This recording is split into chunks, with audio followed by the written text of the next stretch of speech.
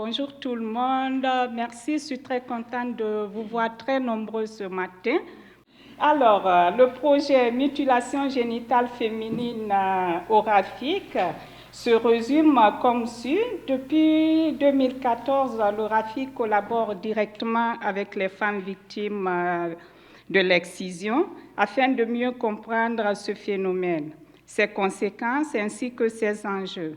Le travail de l'organisme a été également de permettre aux femmes concernées par la pratique de se mobiliser et de pouvoir accéder à des services adaptés à leurs réalités et besoins. C'est aussi depuis 2014 que le RAFIC a mis en place un comité excision dont je suis la fondatrice. Différentes activités ont été mises en place de manière à faire connaître les effets et les conséquences de certaines pratiques discriminatoires de ces femmes, et un projet sur les MGF a été développé et mis en œuvre sur une période de 3 ans, de 2017 à 2020, et financé par le ministère de la Justice du Canada. Les objectifs du projet se déroulent comme suit.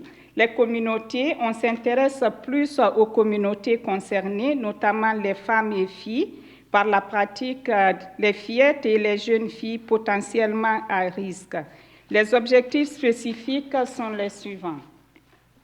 Prévenir à travers la création d'outils d'information et de sensibilisation, promouvoir l'article 15 de la Charte canadienne des droits et libertés pour la promotion des filles et femmes sans exception, protéger les potentielles victimes et faciliter leur accès aux ressources.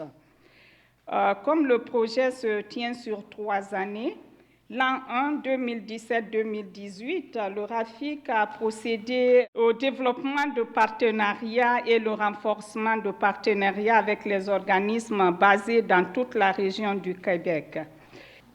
Les outils qui ont été développés durant l'an 2 du projet du RAFIC permis à la consolidation du comité MGF mis en place par le RAFIC.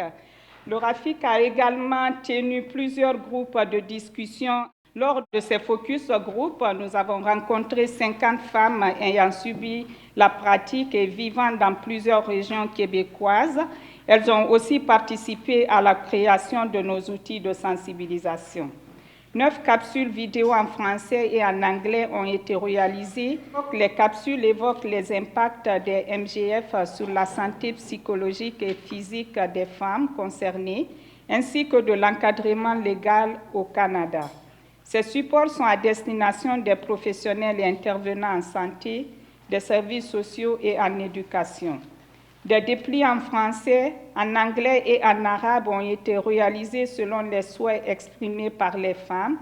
15 ateliers de sensibilisation se sont déroulés auprès d'associations de femmes concernées, de professionnels de la santé et des services sociaux. L'an 3 du projet est en cours, 11 ateliers ont été réalisés, invitant les participants à poursuivre la lutte afin d'atteindre l'objectif zéro tolérance fixé par l'ONU en 2030. Alors, c'est un peu le résumé de ce que le RAFIC fait. Donc, je vous remercie et je vous souhaite une excellente journée.